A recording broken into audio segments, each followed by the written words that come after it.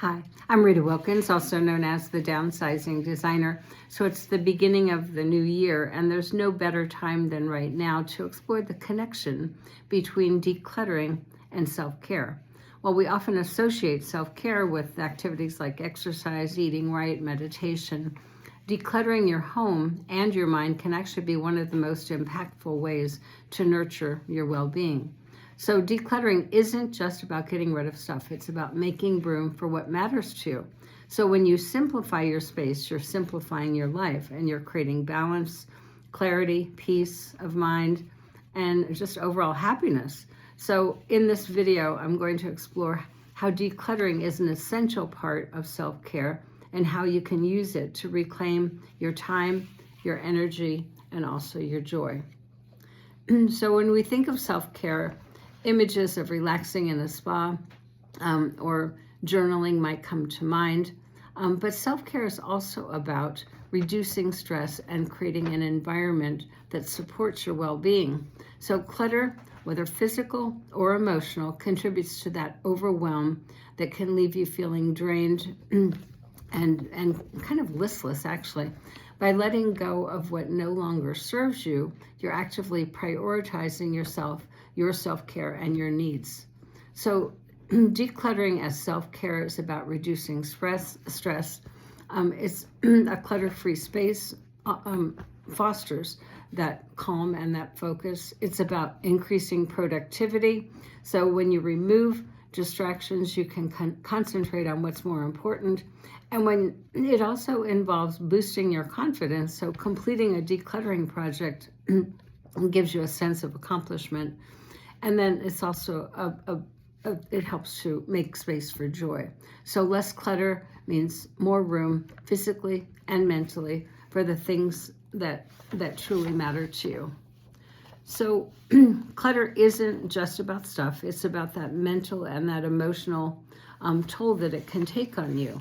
So each time your home represents a decision, a responsibility of an unfinished task, that decision fatigue climbs in. It's constantly reminding you of what has to be done, the clutter that's draining your mental energy. It's also that emotional overwhelm. So items that are tied to guilt, nostalgia, or aspirations can weigh down heavily on you and also on your mind. So also the other thing is the lost focus. So a cluttered space makes it hard to concentrate on being present. So by addressing clutter, you free up that mental bandwidth, allowing you to focus on what truly enriches your life. So in many ways, you could say that decluttering is an act of love, because it's not just about getting rid of the stuff. It's actually keeping only what aligns with what you value, what brings you joy and happiness. And here are some ways that decluttering becomes an act of self-love. So letting go of guilt. When you think about that, items that you've kept out of obligation or just in case, they no longer represent, they're no longer your responsibility. So letting go of them, releasing that guilt, replaces it with freedom. It's definitely a form of self-love. And making space for growth. So a clutter-free environment allows you to embrace those new opportunities, the hobbies, the experiences, the personal growth.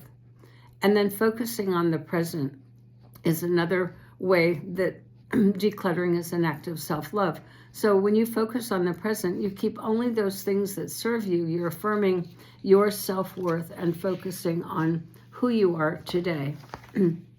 And then also reflection gives you that time to connect with the emotional aspects of decluttering. So how do you start your decluttering journey? You start small. Begin with a single area such as a drawer, a corner, a shelf. Small wins build momentum and they reduce the feeling of overwhelm. Then another one is to set a timer. Use a 15-minute clutter busting method from my workbook is my favorite. And decluttering in short bursts keeps you motivated without feeling exhausted. And then a third way to start your decluttering journey is to reflect on your why. So ask yourself, why am I keeping this? Does it serve me now? Does it connect to my actions and my goals that I want for my future. And then also another way to start the journey is to celebrate the progress. As small as the progress might be, each decluttered space is a step forward. Creating a home that supports your well-being, and it takes time to appreciate the effort when you take time to appreciate those efforts. So there's obviously a ripple effect of decluttering. And so when you approach decluttering as self-care, the benefits extend far beyond the physical space. A clutter-free environment supports better relationships. You have more time with and energy for your loved ones. It increases your mindfulness. So a tidy space fosters a sense of calm and focus, and it also provides for a space for personal growth. So with less stuff to manage, you can pursue those passions.